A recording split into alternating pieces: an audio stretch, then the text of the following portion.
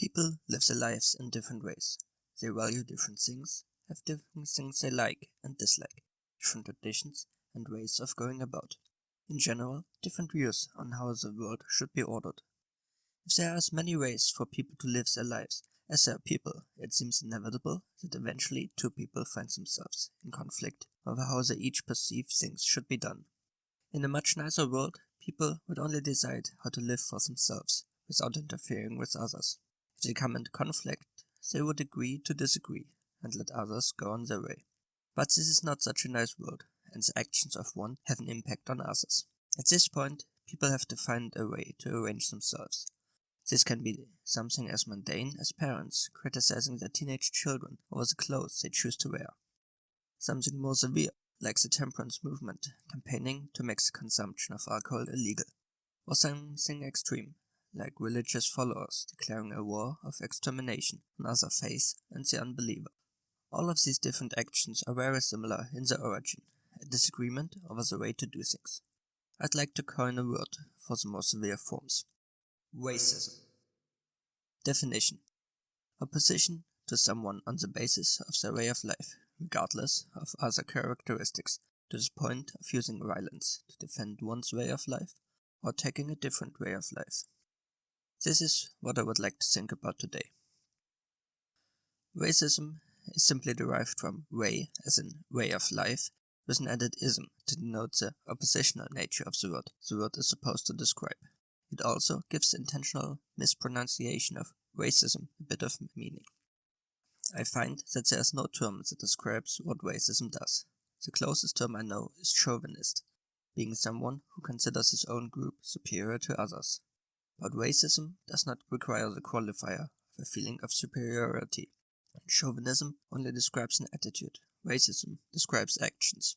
I consider this term to be something that is currently missing from our dialogue, a way to describe the motivations for a multitude of actions that occur way too often. Racism comes in two flavors: offensive and defensive. Offensive racism is when you disagree with another's way of life to such an extent that you would go out of your way to attack people with a different view. A prime example are Islamists, for whom the conduct of jihad is an imperative. They actively seek to kill the unbeliever or convert them when possible, in order to expand the influence of their own beliefs. Defensive racism is the use of violence to secure your way of life against infringements. I believe that defensive racism is a more accepted one, as there aren't many people in the world that would take a violent overthrowing of their society, culture or belief system and possible genocide lying face down and just accepting it. If I'm pressed to find an example, I'd say followers of Jainism are probably the only ones that would take something like that without retaliation, as they follow a religion which absolutely rejects to any form of violence. But most people aren't Jainists, and just like most people are in favor of general self-defense in the face of a violent attacker, I'd argue that most people would agree to defensive racism. Heck, defensive racism is codified in the American Bill of Rights with the Second Amendment. Should the people in power sufficiently overreach, the American people are sanctioned of employing defensive racism. Racism in general fits well with religions, but it doesn't only apply to them. Probably all ways of life that aren't inherently anti-violence can be used to justify racism. As I already said, most people are in favor of defensive racism, just as they aren't in favor of general self-defense. A way of life can stem from something like religion, political ideology, deep-seated cultural traditions, and similar. There doesn't even need to be a threat of violence for people to resort to defensive racism. Take this sad but interesting case from India, where a man was beaten to death after offering to pay the public toilet fee for two teenagers. True, I am being a bit facetious here, as the culprits in this case were aggressive to begin with, but it also exemplifies a general unwillingness of some people in India, especially of the Hindu faith, to use toilets in lieu of open defecation. If you consider this a weak example, which it is, then have a look at the violent protests at Berkeley about who can speak about what. Or take the case of the Protestant Reformation in Christianity, which spawned the 30-Year War and lost about 450,000 lives in direct combat and another 4 to 12 million because of famine and disease. Keep in mind now that the population of Europe was drastically lower then, and these numbers demonstrate just how willing people are to kill for their ideas. Or the French Revolution, who some argue was mostly started for cultural reasons, based on an Enlightenment theory over how society should be structured and who should rule. Or the Tiananmen Square massacre, where hundreds of protesters and bystanders were gunned down by the Chinese Communist Party for protesting for due process, democracy, and freedom of speech. Is history now, but there are visible reminders everywhere of the shocking massacre that occurred here. Burned-out buses and other vehicles are scattered in many sections of the Chinese capital, and the curious are now venturing out of their homes to look at the smoldering aftermath of the violent attack that dealt a staggering blow to the pro-democracy movement in this country. The brutal assault by an estimated 30,000 Chinese troops ended at Tiananmen Square in the heart of Beijing, where thousands of students had been staging a sit-in for democracy for the past 3 weeks. In a last-ditch effort to stop the army, demonstrators tossed firebombs on armored personnel carriers and tanks as they rumbled into the square early Sunday morning. But it was impossible to stop the advance, and eventually the students were forced to evacuate. Soldiers fired automatic weapons into crowds of civilians, and the casualties were staggering. The Chinese Red Cross says at least 2,600 people were killed. The students claim thousands of others were wounded. There has been no official casualty announcement from the Chinese government. Defiant demonstrators have been continuing to skirmish with the army despite its overwhelming presence in and around Tiananmen Square.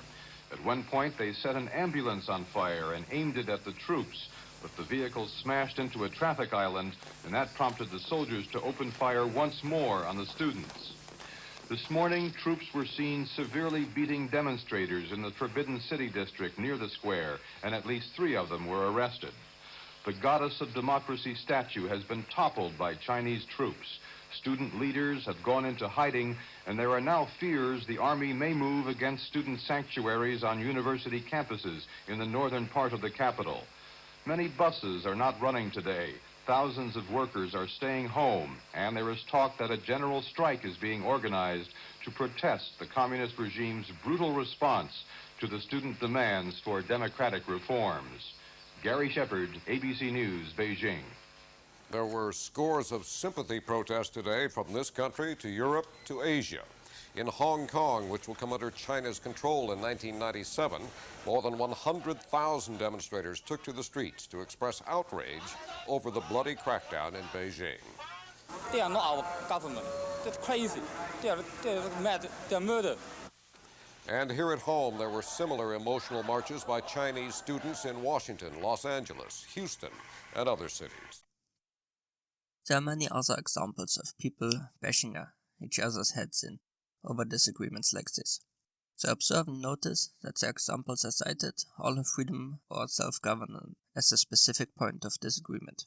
This seems to be the point people most strongly object to and have the highest willingness to escalate for. However, not everyone that finds their way of life being infringed upon resorts to violence.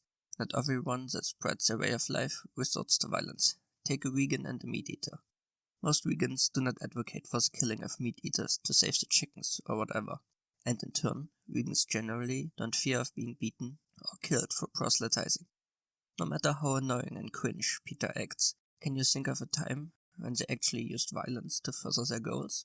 This is a good thing, and the way civil discourse should be run. Unfortunately, there are many examples where this is simply not how people conduct themselves. The problems arise commonly when people adhere to dogma which intends to increase its influence, or find their way of life threatened by something that is so far removed from the core values they hold that it becomes intolerable.